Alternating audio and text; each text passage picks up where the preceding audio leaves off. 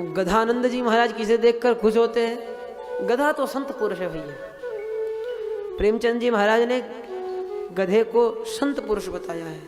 गधा, अब उसका आलस कहिए या भोलापन कहिए, कितनी बरसात होती रहे वो जहां खड़ा है वहीं खड़ा रहेगा, हिलेगा नहीं वहां से। जब तक 2-3 लात नहीं मारोगे तब तक भी नहीं।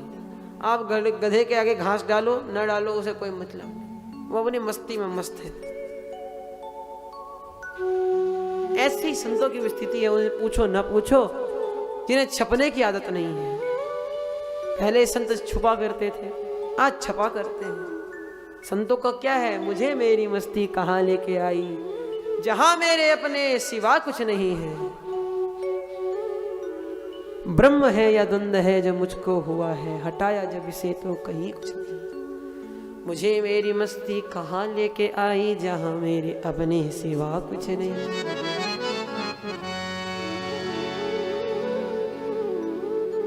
ये हाई लेवल की बात है, ऊंचे लेवल की बात है। तो गधा किन्हें देखकर खुश होता है? जो लोग जीवन भर गृहस्थी का बोझा ढोते हैं और बाद में जिनके लिए बोझा ढोया उन्हीं के द्वारा तिरस्कार कर कर भगा दिए जाते हैं। जैसे गधा बेचारा जीवन भर अपने मालिक का बोझा ढोता है और एक दिन में मालिक ही जब वो बूढ़ा हो जाता है, किसी काम का नहीं रहता, उसे भगा देता है।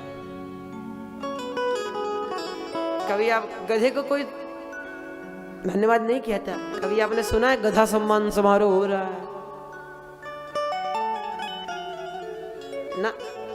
ऐसे ही गधा उन लोगों को देखकर खुश होता है कि माता पिता को जीवन भर अपनी संतति के लिए कार्य किया और वही संतति उन्हें यहाँ से भगाकर वृद्धाश्रम में छोड़ जाती है। आज दुख की बात तो यह है कि भारत ऐसा देश है जहां पर अनाथ आश्रमों की एवं वृद्धाश्रमों की संख्या सबसे ज्यादा है। दूसरे नंबर पर भारत आता है। दुर्भाग्य का विषय। तो गधा इन लोगों को देखकर बड़ा प्रसन्न होता है।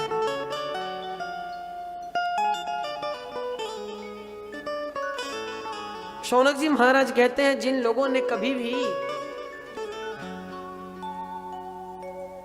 मानव तन को प्राप्त कर कर हरि भजन नहीं किया,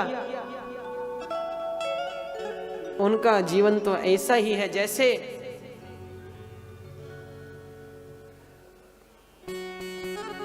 वृद्ध लोगों का, जो व्यथा लोग होते हैं, बेकार के लोग होते हैं, उन्हीं का जीवन होता है। कहते हैं, बर्हाइते ते नयने नराणाम् लिंगानि विष्णो न निरीक्षतो ये पादो निनांतो द्रुमजन्म भाजो क्षेत्राणि नानुव्रजति हरेर्यो विलेपतोरुक्रम विक्रमान्ये न शृण्वतः कर्णपुटे नरस्य जिह्वा सती नार्दरिके वसूत यच्चैव मायतनुभावयाविथ। बड़े सुंदर शब्दों में गोस्वामी जी महाराज कहते हैं, जिन हरि कथा सुने नहीं काना,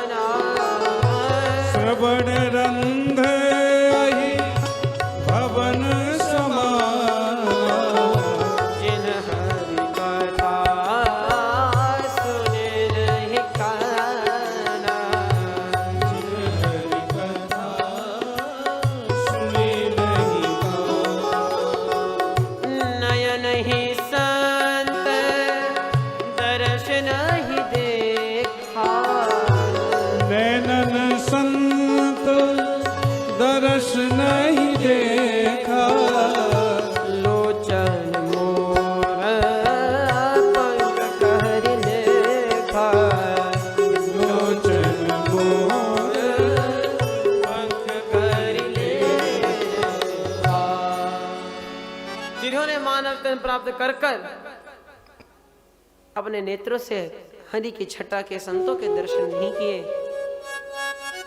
उनके नेत्र ऐसे हैं जैसे मोर के पंख पर बनी आंख होती है, उसका कोई मोल नहीं है।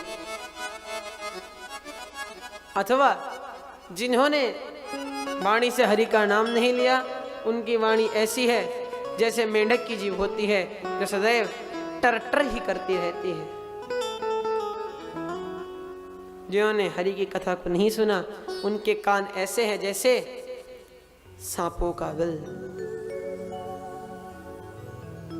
क्योंकि जो कथा आप श्रवण कर लेंगे, जिसका वाणी से गुणगान कर लेंगे, वही आपके काम आएगा और कछु काम नहीं आएगा भैया।